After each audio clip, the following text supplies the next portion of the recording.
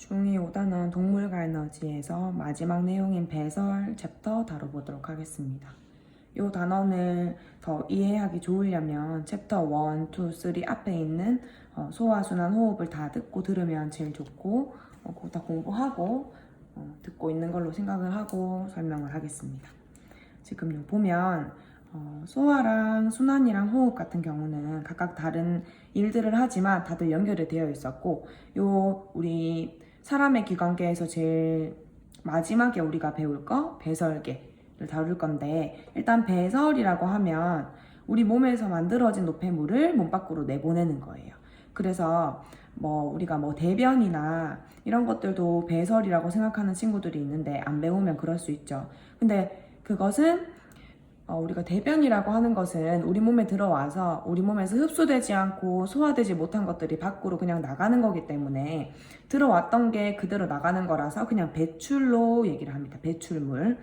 근데 배설이라고 하면 우리 몸에 흡수가 됐다가 이용이 되고 생긴 노폐물, 즉 우리 몸에 필요 없는 것들이 몸 밖으로 내보내지는 것을 배설이라고 해요. 배설. 그래서 배설 한번 보면 그럼 우리 몸에서 도대체 어떤 배설물이 만들어지는가 그거 한번 볼 건데, 일단은 노폐물, 즉 배설이라는 거는 우리 몸에서 일어난 어떤 반응에 대해서 만들어진 노폐물을 내보내는 거잖아. 그러면 어떤 반응을 통해서 노폐물이 만들어질 수 있을까? 왜 노폐물을 만들까 우리가? 그것은 우리가 어떤 세포나 생명체들이 우리가 살아가는데 생명활동에 필요한 에너지를 얻기 위해서 영양소를 분해하기 때문이에요. 우리 지난 시간에 이제 호흡계에서도 다뤘어. 우리 세포호흡이라고 해서 포도당이랑 산소를 이용을 해서 포도당을 분해해서 에너지를 만드는 거 우리 배웠는데, 그럼 그걸 하고 나면 노폐물이 만들어지겠지. 그래서 어쩔 수 없이 만들어진 노폐물을 밖으로 내보내야 합니다. 자, 그러면 우리가 에너지를 얻기 위해서 영양소를 분해한다. 근데 그러면 우리 배운 영양소 중에서 에너지를 만들어내는 영양소는 딱 3가지였거든. 주 영양소라고 부르는 3대 영양소. 그래서 탄수화물, 단백질, 지방 이렇게 있었어. 그래서 탄수화물, 단백질, 지방 한 번만 생각을 해보면,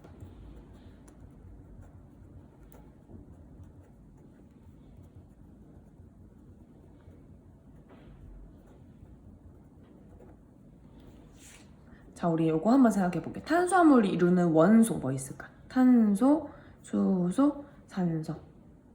그 다음에 단백질은 탄소, 수소, 산소, 질소가 얘는 따로 들어있었어. 지방은 탄소, 수소, 산소. 요렇게 있었거든. 자, 그러면 우리가 이제 생명활동에 필요한 에너지를 얻기 위해서 세포호흡이라는 걸 하잖아. 그럼 세포호흡을 할 때는 우리가 산소랑 반응을 하게 되지. 그럼 산소랑 반응하고 에너지를 만들고 이제 추가로 나오는 부산물인 노폐물이 어떤 게 있는지 이제 볼 건데, 자, 그러면 탄소와 산소의 조합으로 만들어질 수 있는 거 생각해 보면 돼. 뭐 있을까? CO2, 즉 이산화탄소 있겠고, 그 다음에 H랑 O의 조합으로 H2O, 물이 만들어지겠지. 그치? 그 다음에 O는 같은 산소니까 딱히 만들지 않고, 자, 그러면 단백질도 얘랑 반응하면 이산화탄소와 물을 만들겠지. 왜냐면은 탄소와 수소를 가지니까. 그럼 이렇게 화살표로 표시를 해볼게요. 그럼 얘도 만들어. 자, 근데 여기 얘가 보이네. 얘가 보인다. 우리 질소와 수소가 만나게 되면 이것을 분해시켜서 암모니아, 얘는 NH3지. 이건 어떠한 특성한 반응에 의해서 NH3가 만들어지게 돼요. 그러면 암모니아가 만들어지고, 얘는 즉 단백질이 소화가 되면서 단백질이 이제 호흡에 이용되면서 이산화탄소, 물, 그리고 암모니아를 만든다는 거. 지방도 그러면 똑같아. 지금 탄수화물이랑 구성되어 있는 원소의 종류가 같으니까 똑같이 이산화탄소와 물을 만들어내겠지.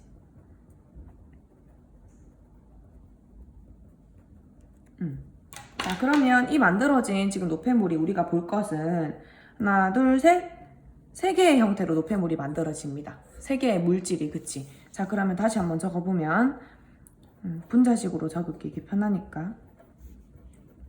그래서 이렇게 세 가지 노폐물이 우리 몸에서 생성이 되는데 각각 어떻게 처리가 되는지 한번 얘기를 해볼게. 자, 일단 CO2는 얘는 이산화탄소고 기체이기 때문에 얘들은 나가려면 어디로 나갈 수 있을까? 몸 밖으로 나가야 될 때. 폐를 통해서 나가겠지. 그럼 폐를 통해서 숨을 내쉬면 거기 안에 이산화탄소가 들어있게 되니까 폐에서 날숨을 통해서 나간다라고 해주면 되겠지. 자, 그러면 물은 볼게. 우리 물은 우리 날숨에서 배웠는데 날숨에 뭐가 있었냐면 수증기가 들어있었어. 즉 우리 몸에 들어있는 물이 바깥으로 수증기 형태로 나올 수도 있어요. 그래서 자, 두 가지 형태가 있는데 하나 더 있다. 첫 번째는 수증기의 형태로 날숨에서 나갈 수도 있고, 아니면 그냥 이 물 그대로 액체 그대로 나가려면은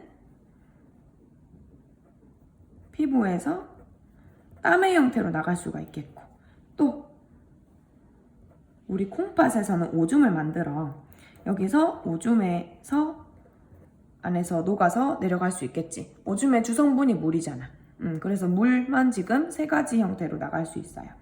자, 근데 암모니아는 얘는 굉장히 독성이 강한 애야. 그래서 이 암모니아를 몸에다가 가지고 있으면 몸에 독이 올라. 독성을 가지고 있는 애라서 이 암모니아는 간에 잠깐 들러줘야 돼. 우리 간이 보통 어떤 역할을 한다고 생각하면 되냐면 피로를 회복하거나 아니면 우리가 약을 먹었을 때 약을 처리해 주거나, 그래서 조금 간에서 모든 뭔가 쓰레기 처리를 하거나 어떤 독성 있는 물질들을 처리하거나 한다고 생각해 주면 돼. 자, 그럼 암모니아가 간에 들어가면 그냥 사라지는 것이 아니라 그나마 독성이 조금 약한 요소라는 형태의 물질로 바뀌게 돼. 그래서 요소도 질소가 들어있습니다. 자, 그럼 이 요소는 어디 들어가냐면 어떻게 나가냐면 오줌의 형태로 녹아서 나갑니다. 그래서 우리가 살짝 이렇게 오줌의 특유의 냄새가 있잖아. 그게 요소로부터 오는 냄새라고 생각해주면 돼. 그래서 우리가 만들어지는 노폐물의 종류는 이산화탄소, 물, 암모니아, 요게 실제로 몸에서 생성되는 생성 형태라고 하면 되겠지. 근데 우리가 배출되는 형태는 다들 다르다. 이산화탄소는 날숨을 통해서 폐로 나가게 되고, 우리 물은 물에 그냥 액체 그대로는 땀이나 오줌으로 아니면 수증기로 변해서 또 날숨으로 나갈 수가 있다. 암모니아는 독성이 강해서 간에 들려서 요소로 바뀌어서 오줌으로 나간다. 그래서 우리 17조 지금 보면은 선생님이 방금 말했던 게 여기 지금 책에 나와 있고, 밑에 있는 요 그림도 막 빈칸에서 이제 숙제도 나오고 문제도 나오니까 중요하게 좀 봐주면 돼. 그래서 방금 봤다시피 우리가 물도 배설물에 들어가잖아. 그러면 우리 몸에 있는 수분의 양을 일정하게 유지하는데도 이 배설계가 일을 하겠지. 그래서 우리가 물을 마시면 소변을 많이 보고 물을 적게 마시면 소변을 조금 보는 것도 배설계에서 알아서 우리 몸에 있는 수분량을 조절하는 거예요. 여기 보면 노폐물을 제거하는 것도 있지만 체내의 무기염료와 수분의 양을 일정하게 조절하는 항상성 유지 역할도 한다. 이것도 알아주면 좋습니다. 자, 이제는 밑에 이제 암모니아의 배설 관련된 내용이 있으니까 여기에 간에서 암모니아를 독성이 약한 요소로 전환한 다음 콩팥으로 운반하여 오줌으로 배설한다. 여기 밑줄 한번 쳐놓고 간에서 한다는 거 알아주면 됩니다. 그 다음에 이제 넘어가게 되면은 우리가 요 단원에서 주로 배울 것은 이제 오줌이 어떻게 생성되는지에 대해서 배울 거예요. 자, 우리가 생각해 볼게. 잠깐만. 일단은 우리 여기 콩팥의 구조부터 먼저 볼게요. 이거 좀 확대해서 같이 볼게. 잠깐만. 자, 지금 보게 되면 우리는 콩팥, 심장이라고 부르는데 우리가 이제 책에서는 콩팥이라고 부릅니다. 콩팥은 보통 사람들 다 두 개를 가지고 있어. 좌우 한 쌍으로. 그리고 자기의 주먹만한 크기이고 살짝 등 쪽에 붙어 있다고 생각하면 돼. 내 배꼽 주변인데 등 쪽 위에 위치하고 있어요. 자, 그 콩팥이 이렇게 있고, 자, 오줌관, 방광, 요도, 그 다음에 콩팥 정맥, 콩팥 동맥 이런 거 보이지? 자, 이거는 선생님이 설명을 해줄 건데 우리 한번 생각을 해보면 우리 혈관에는 어떤 게 흐를까? 우리 지난 시간에 순환할 때도 배웠는데, 자, 우리가 순환을 하는 이유는 혈액에 안에 뭐가 있죠? 물이랑 혈장에 뭐가 녹아 있어 주로? 물, 영양소, 노폐물 대표적으로 여기 있다고 생각해주면 되겠지. 자, 그러면 혈액은 물, 영양소, 노폐물을 가지고 다니는 애야. 자, 그러면 어쨌든 노폐물을 우리 배설계, 즉 콩팥을 통해서 밖으로 내보내려면 이 혈액이 콩팥을 들려야겠지. 그치? 그게 뭐냐면 콩팥으로 들어가는 콩팥 동맥이야. 콩팥 동맥. 근데 왜 이름이 동맥이냐면, 자, 우리가 온몸으로 피를 보낼 때는 우리 심장에 있는 좌심실에서 힘을 쪼아줘서 대동맥을 통해서 나오잖아. 그래서 심장에서 나와서 콩팥으로 들어가는 혈관이라서 동맥이고, 심장에서 나오기 때문에 콩팥으로 오기 때문에 콩팥 동맥이라고 불러. 자, 그러면 콩팥 동맥이 여기 안에는 뭐가 들어있을까? 물, 영양소, 노폐물들이 들어있겠지. 자, 그러면은 콩팥 동맥이 들어가요. 콩팥으로 들어가. 그러면 이 콩팥 안을 돌아다니면서 이 피에 더러운 노폐물들을 다 걸러. 신기하게도 거릅니다. 그러면 그 걸러진 몸에 이제 불필요하게 많은 물이나 아니면 노폐물들은 이 오줌관을 통해서 밑에 내려가서 방광에 저장이 되고 어느 정도 쌓이면 요도를 통해서 나오게 돼. 그러면 이 더러운 것, 노폐물들을 걸러주고 깨끗해진 피들은 어디로 올라갈까? 정맥으로 올라가겠지. 그래서 이 두 번째 그림이 되게 자주 나오는데, 콩팥 동맥은 콩팥으로 들어가는 거, 들어간다, 디귿, 같은 디귿 그렇게 외워주면 편하고, 그 다음에 콩팥에서 다 걸러지고 깨끗한 피가 나오는 것은 콩팥 정맥 부분, 콩팥 정맥이다. 이거 화살표 책에다가 표시해서 헷갈리지 않도록 하고, 누가 더 노폐물이 많이 함유한 혈관인지도 생각해주면 돼요. 동맥이 더 많이 가지고 있지. 자, 그럼 콩팥을 지금 반 짜는 것과 같은 그림을 지금 보고 있는데, 바깥을 겉질이라고 하고 안을 속질이라고 불러. 그리고 중간에 콩팥 깍대기라는 것이 있어. 자, 겉질은 그냥 얘들을 보호하는 구조이다라고만 생각을 해주면 돼요. 그리고 우리 겉질과 속질에 걸쳐서 여기에 네프론이라고 하고 있는 여기 구조가 하나 보이는데, 이거는 뭐냐면, 자, 이건 확대해서 좀 제대로 확대한 걸 돌아왔어.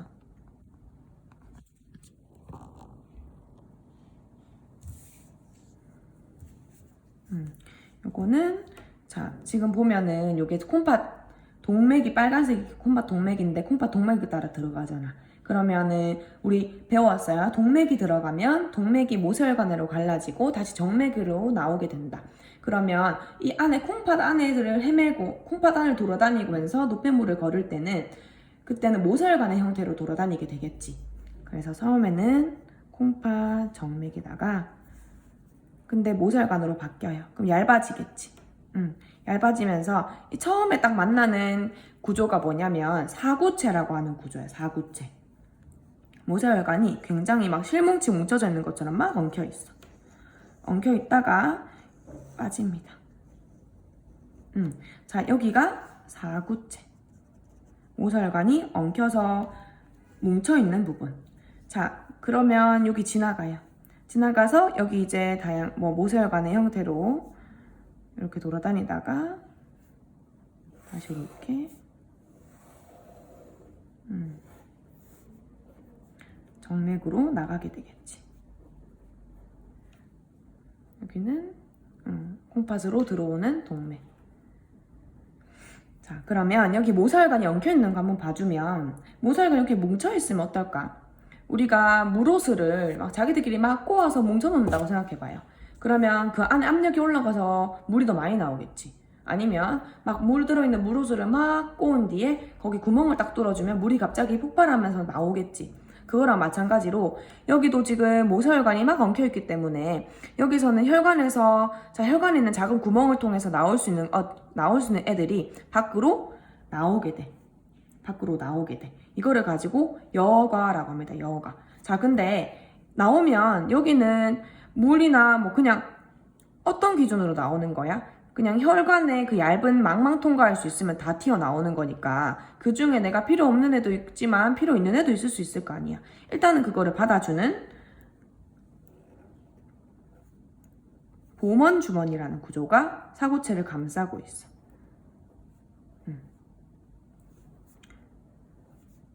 됐죠? 그래서 사구체에서 보먼주머니로 우리가 오줌이, 즉 혈액이 여가 되는데, 여가 될 때는 이 혈관의 막 작은 구멍을 통과할 수 있을 정도의 크기가 되는 애들은, 물질들은 모두 여가가 되게 된다. 모두 걸러지게 된다는 얘기죠. 요게 여가다. 그래서 자, 여기 뒤에서 일어나는 일들은 우리 나머지 구조 봐주고 그러고 이제 볼 거예요. 자, 그러면 지금 아까 선생님 보먼주머니 생각을 얘기를 했는데, 그럼 이 보먼주머니에는 지금 노폐물들이 들어있겠지. 그럼 이런 노폐물들은 오줌으로 가야겠지. 다시 정맥으로 들어가면 안 되잖아. 그래서 보먼주머니에서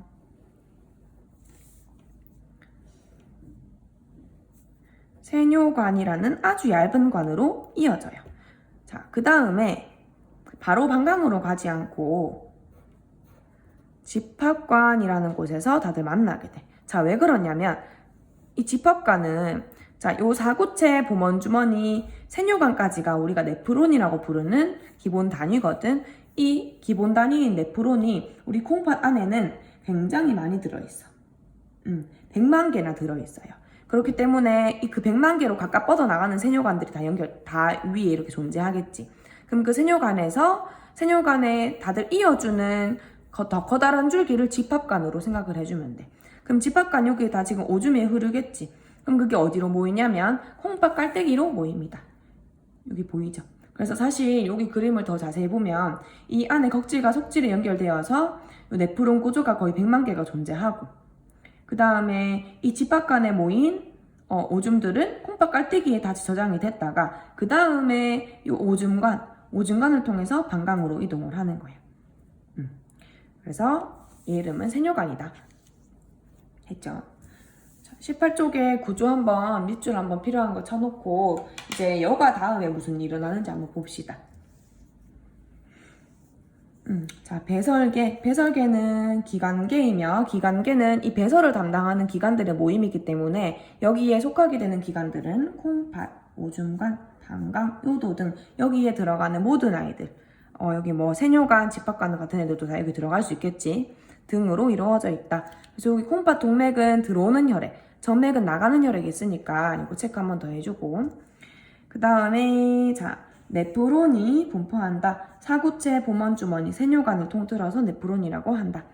그 다음에 다시 밑에 표 한번 보게 되면 별표 한번 해주고, 사구체는 모세혈관이 실뭉치처럼 뭉쳐있다. 그래서 압력이 높다. 높게 생성. 이거 한번 적을게. 그래서 그 압력이 높게 되면은 안에서 작은 애들은 빠져나올 수 있기 때문에 그런 애들을 받아주는 주머니 모양의 구조가 보먼주머니다. 그 다음에 보먼주머니에 연결된 가늘고 긴 관을 세뇨관이라고 하는 거죠. 그 다음 오줌관, 방광, 요도 설명했습니다. 그래서 콩팥에서 만들어진 노폐물들이 오줌관을 지나서 방광을 지나서 요도로 배출되는 거. 뒤에 넘어가 볼게.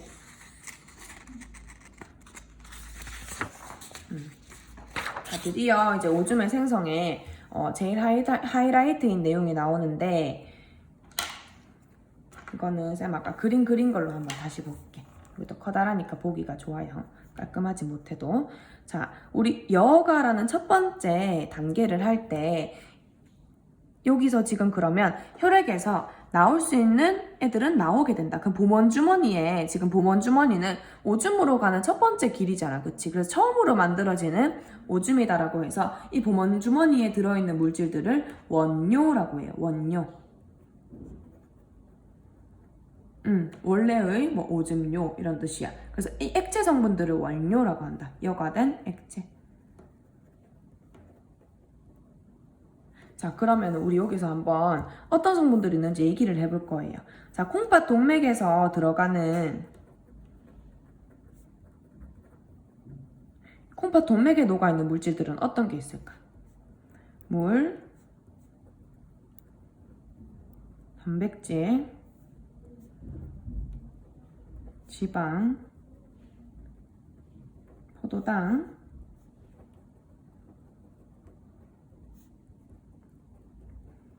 같이 적어주면 더 기억에 남고 좋겠지. 자, 그래서 물 들어있고 아직 소화되지 못해서 이제 소화하러 가야 되는, 뭐 아니면 소화가 되고 나서 우리가 만들어지는, 소화가 되고 나서 그 단백질이나 지방은 왜 있냐면 우리 몸에 호르몬이나 아니면 여러 가지 몸의 생명 활동에 필요한 물질들이 단백질이나 지방으로 이루어진 경우가 많아. 그러니까 이 단백질이나 지방은 아직 소화가 안 된 영양소들이 아니라 소화가 되고 나서 다른 형태로 우리 몸에 필요한 것들이 혈관을 통해서 운반되고 있는 애들인 거야. 그 다음 포도당 있고요. 아미노산, 단백질의 이거는 최종 소화산물이지. 그 다음 무기염류도 영양소고, 요소는 노폐물이다. 그치, 그럼 얘는 나가야겠네. 그리고 가끔씩 물도 좀 내보내야겠네. 그치. 자, 그러면 콩팥 동맥에 여기에 지금 이게 애들이 들어갑니다. 애들이 들어가.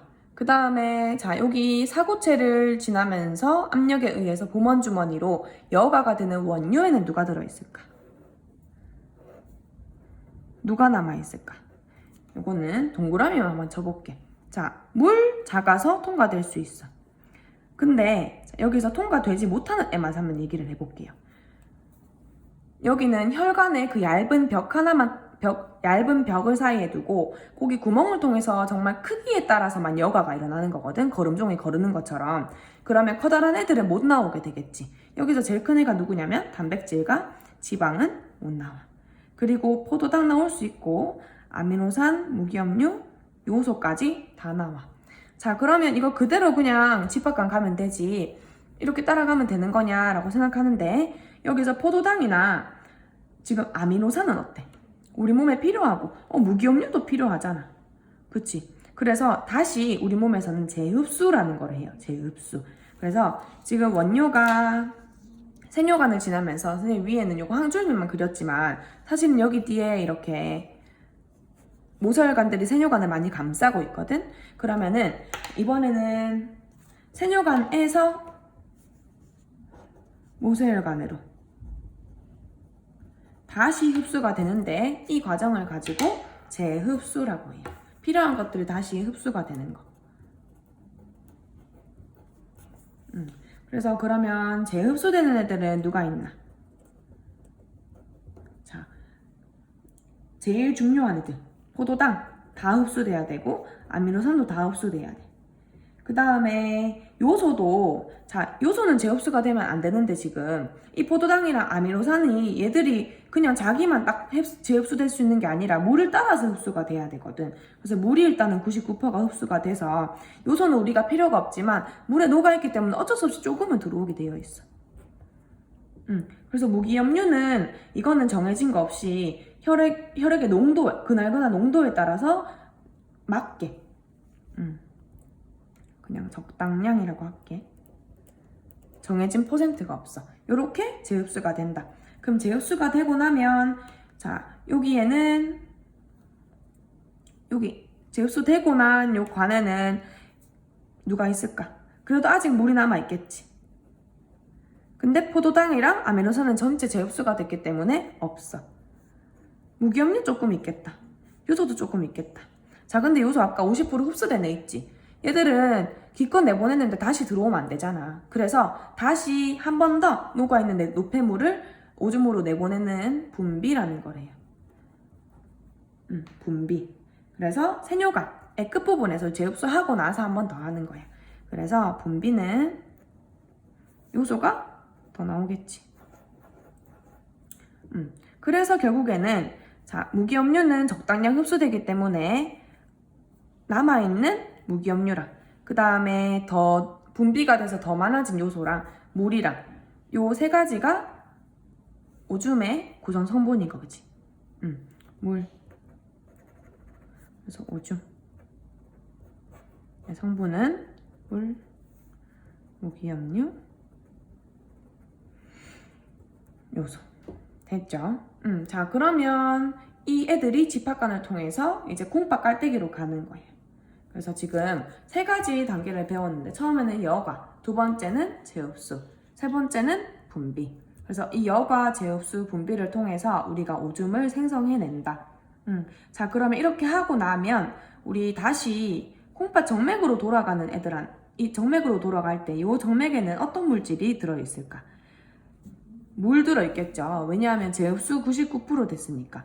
그 다음 단백질 들어있고 지방 들어있겠고 포도당이랑 알면서 다시 100% 재흡수했잖아. 들어있고 무기염료 흡수한 만큼 들어있고 요소도 조금은 남아있어. 요소는 완전히 사라지지는 못해. 왜냐하면 물이랑 같이 녹아서 이렇게 왔다 갔다 이동을 해야 되기 때문에 대신에 동맥에 있는 요소보다는 훨씬 퍼센트가 작아졌겠지.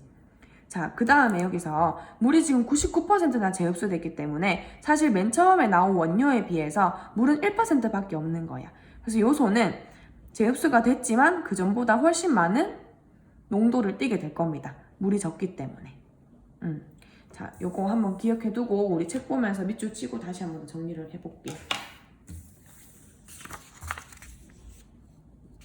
자, 오줌의 생성, 여가, 재흡수, 분비 세 가지. 네프론에서 일어난다. 그러면 네프론이 우리 심장에 뭐 100만 개 정도 있다고 하는데 그 100만 개에서 모두 이 과정이 일어나겠죠. 그 다음에 선생님 방금 같이 우리 적어봤던 내용들이 여기 있으니까 요거 별표해 놓고 봅니다. 밑에 나오는 그림은 위가 콩팥 동맥이고 여기 모세혈관, 콩팥 정맥. 이거는 그림이 되게 문제마다 다양하게 나오기 때문에 어떤 그림이 나올 수 있는지랑 문제를 많이 풀어서 유형에 좀 익숙해지는 게 좋아요. 자, 일단 여가. 혈액은 콩팥 동맥을 통해서 콩팥으로 들어간다. 더 작은 동맥으로 갈라져서 또 사구체로 들어간다. 그래서 사구체는 저 작은 동맥의 형태로 들어가게 된다는 거. 여기 사구체. 압력차에 의해서, 압력차 네모 한번 칠까? 압력차에 의해서 혈액 성분의 일부가 몸 주머니로 빠져나간다.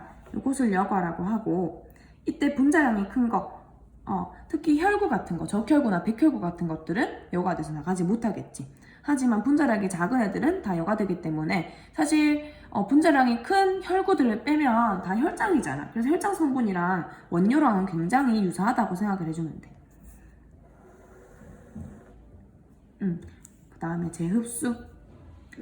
재흡수가 되는 것은 포도당이랑 아미노산은 100%. 그래서 퍼센트를 기준으로 좀 외워주는 게 좋아요. 포도당이랑 아미노산은 우리가 기껏 먹고 소화한 것인데 다시 배설돼서 오줌으로 나가면 너무 아깝잖아. 얘들은 100%다 흡수를 해야 되고 물도 우리 몸에 필요한 만큼 흡수가 되어줘야 돼. 왜냐하면 혈장 성분이 거의 다가 지금 여과됐기 때문에 우리 몸에 필요한 물도 다 들어갔을 거거든. 다시 99%. 그 다음에 무기염료는 혈액의 삼투압에 따라, 즉 농도에 따라서 적당량 맞춰서 재흡수가 되고 요소는 50% 정도. 요게 재흡수다.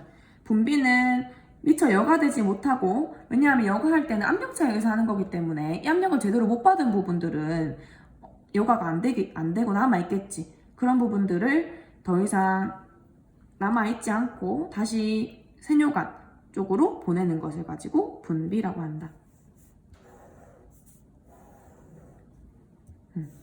자, 여기서 우리 여과는 압력차에 의해 일어나잖아. 근데 이거는 어떻게 일어날까? 재흡수, 분비. 자, 여기서 지금 심화학습 잠깐 나온 이건 언급만 선생님이 살짝 해주면 여과는 압력차에 의해 일어나는 거라서 그냥 자동적으로 일어나는 거야. 근데 재흡수랑 분비는 지금 여기 세뇨관에 포도당이랑 아미노산이 있는 양이 모세혈관에 있는 양보다 훨씬 많았어. 그치?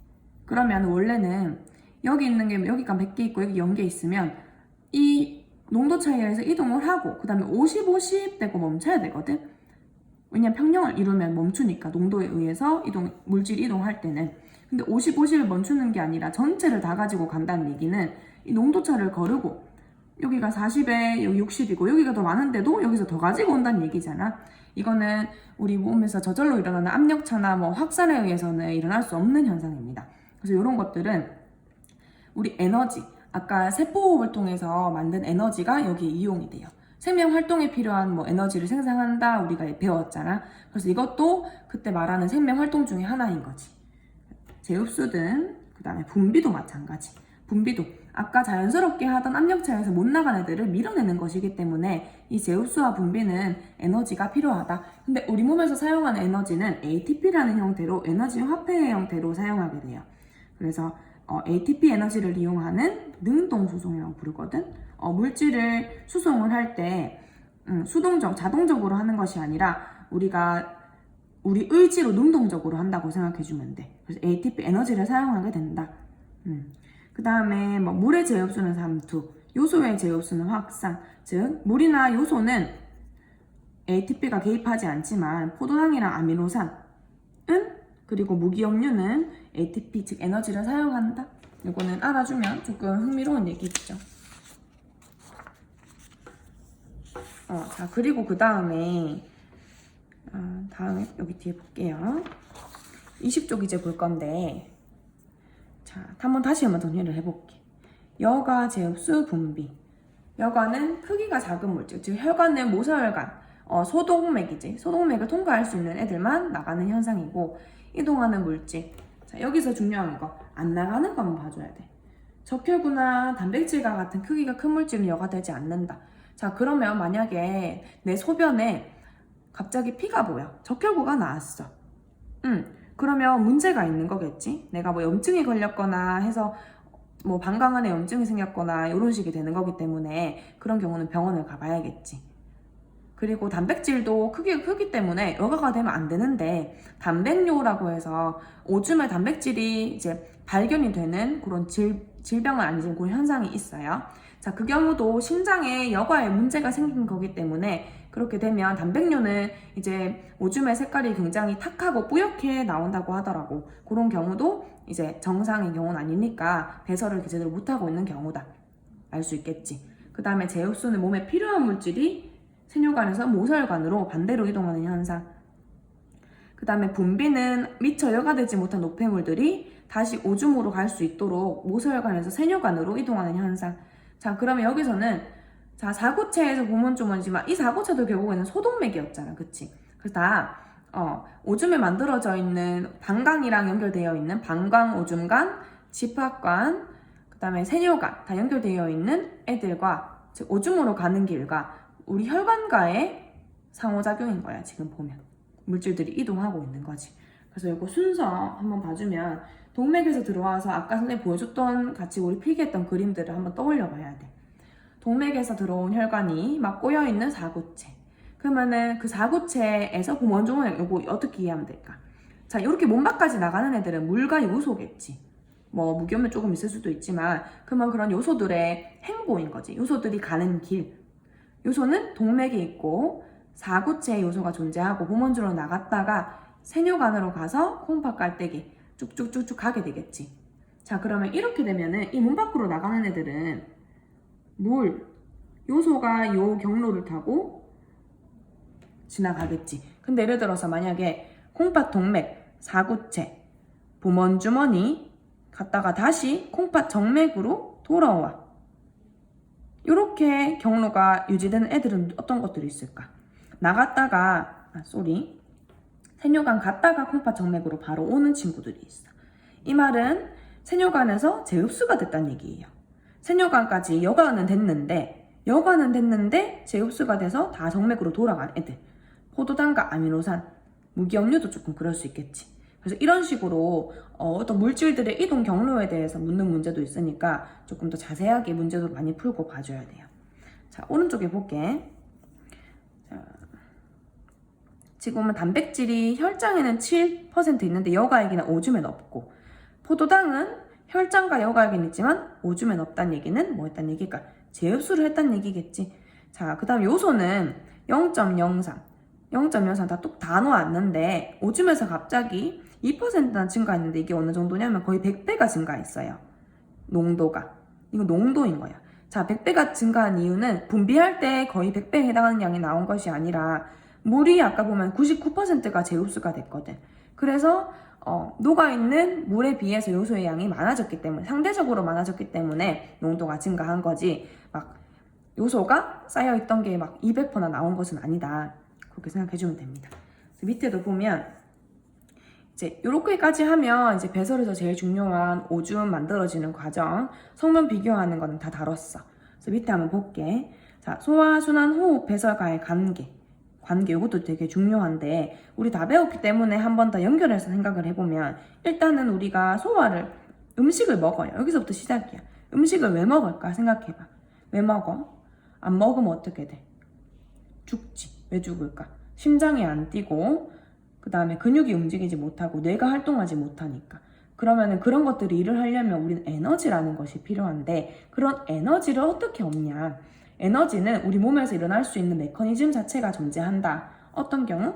영양소를 가지고 분해해서 에너지를 만들어주는 세포호흡이라는 걸 하잖아. 모든 세포에서 하잖아. 그러면 그거를 하려면 영양소가 필요하다. 영양소는 굉장히 작아야 돼. 왜냐하면 세포가 흡수해서 사용해야 되기 때문에 크면은 세포가 못 사용하잖아요. 근데 우리가 밖에서 섭취할 수 있는 음식물들은 대부분 다 크기가 크고 녹말이나 어떤 복잡한 형태로 되어 있어서 그런 복잡한 형태들을 세포가 흡수할 수 있는 작은 사이즈의 물질들로 분해를 하려면 잘라주는 일이 필요하다. 그게 소화였어. 그럼 소화를 통해서 작은 영양소들을 만들어주고 우리 몸에서 장에서 흡수하는 것까지가 소화 내용이었어요. 자, 그러면 흡수를 해서 이제 뭐 할까? 그거를 가지고 에너지를 만들어야지. 그게 호흡이었어요. 세포호흡이라는 걸 하면 대신에 세포호흡이라는 에너지를 만드는 반응에서는 뭐가 필요하냐면 기체 교환이 필요했어. 이런 식으로. 산소가 우리 몸에 들어와야 돼. 에너지가 필요할 때는. 그 다음에 이렇게 에너지를 만들고 나면 이산화탄소라는 것이 나오게 되는데 이산화탄소는 우리 몸에서 필요가 없어. 그래서 배설물의 형태로 배설물에 들어가기 때문에 바깥으로 배출이 되어야 되고 산소나 이산화탄소들, 즉 기체가 교환되는 것은 호흡기에서 일어나는 일들이지. 산소, 이산화탄 어떻게 호흡에서 이런 것들이 이동됐지? 바로 혈관에 얘들이 녹아서 혈관이 얘들을 운반해 줬잖아. 그래서 또 순환기계가 나오는 거잖아. 그래서 내순환, 외순환, 그 다음에 내호흡, 외호흡 있었어요. 내호흡, 외호흡 있었고 그 다음에 순환에서 폐순환, 온몸 순환 있었어. 다 이어진다, 그치? 그 다음에 나머지 이제 쓸데없는 노폐물들은 배설계를 통해서 나간다. 근데 아까 우리가 요소로 오줌으로 나가는 그런 애들 말고도 날숨으로 나가는 얘도 있었고 땀으로 나가는 물도 있었어요. 그것도 생각해주자. 그래서 여기 지금 보면 조직액과 세포들 사이끼리 상호작용도 얘기가 나오지. 그래서 이 우리가 배운 이 소화, 순환, 호흡, 배설은 우리 몸에서 일어나는 모든 생리적 반응, 메커니즘들의 뭐 집합적인 내용이라고 생각을 하면 됩니다. 굉장히 중요해요. 21조 마무리할게요. 보고. 자, 그래서 쌤이 아까 얘기한 거 한 번 더 정리하면서 크게 보고 정리 한번 해볼게. 자, 기관계의 통합적 작용. 얘들의 협동작용이 필요하다. 그치? 우리가 에너지를 내려면 작은 영양소가 필요한데 그거는 소화를 통해서 얻어야 되는 거고 소화 안 하면 영양소를 못 얻고 그러면 이런 세포호흡, 에너지를 얻고 나면 이산화탄소나 노폐물이 생기는데 노폐물들을 빼줘야지. 아니면 독성이 생겨서 우리 몸이 제대로 일을 못하니까. 빼줄 때는 호흡기를 통해서 하기도 하고 아니면 요소를 통해서 배설하기도 한다. 호흡기를 통해서는 노폐물을 내보내기도 하지만 이 영양소를 통해서 에너지를 만드는 반응에 필요한 산소도 호흡을 통해서 들어오게 된다. 자, 그래서 밑줄 서로 다 구조적, 기능적으로 밀접하게 연결이 되어 있으며 어느 기관계 하나가 문제가 생기면 정상적으로 생산되지 못한다. 그 다음에 다 연결되어 있다라는 의미지 지금 보니까. 여기도 한번 읽어봐주면 됩니다. 뭐 소변 검사, 그 다음에 음주 단속. 자, 뭐 술 마시기 우리가 먹는 것들은 다 혈액에 남아있다고 생각하면 돼. 그래서 다 혈액을 통해서 돌다가 호흡기를 통해서 나오게 되는데 음주 단속할 때도 그런 것이 나오게 되고 약물이나 아니면은 우리가 뭐 운동선수들 도핑 검사라는 거 하는데 약물 먹어서 일부러 체력도 끌어올리는 경우 있기 때문에 그런 성분들이 다 혈액이나 소변에 남아있어요. 다 몸을 돌고 다시 나오게 되어 있어. 그런 것들을 통해서 우리 기관계들이 모두 연결되어 있음을 알 수가 있지. 다시 소화계, 순환계, 호흡계, 배설계 보게 되면 소화계는 에너지원을 획득하는 과정. 요거는 우리 동물계만 가지고는 좀 특징이라고 볼 수 있겠지. 왜냐하면 식물도 호흡은 하거든. 순환은 하지 않지만. 호흡계 보면은 필요한 산소를 흡수한다. 아니면 여기 위도 밑줄 치자. 호흡 결과 생성된 이산화탄소를 배출하는 역할도 해준다. 자, 이런 거 배출을 하려면 온몸에서 일어난 세포호흡, 즉 온몸에서 일어난 세포호흡 과정에서 생긴 이산화탄소를 다 통틀어서 모아서 폐로 내보내야 돼. 그러려면 걔들이 피를 타고 운반을 해서 이동을 해야 된다는 거. 그리고 우리 장에서 흡수된 영양소들이 그 영양소들이 필요한 모든 온몸 곳곳으로 이동을 하려면 그것도 혈관에 운반되어야 된다는 거지. 이동시키고 운반해주는 것들이 순환계. 그 다음에 이 모든 과정을 통해서 이제 나온 노폐물들이 다시 바깥으로 내보내지는 것들이 배설계. 이렇게까지 해주면 우리 동물의 생명 활동이 유지되는 반응이었어요. 그래서 이 기관계 굉장히 중요하니까 이거 알아주고 동물과 에너지는 이 강의를 마지막으로 마무리하겠습니다. 수고하셨습니다.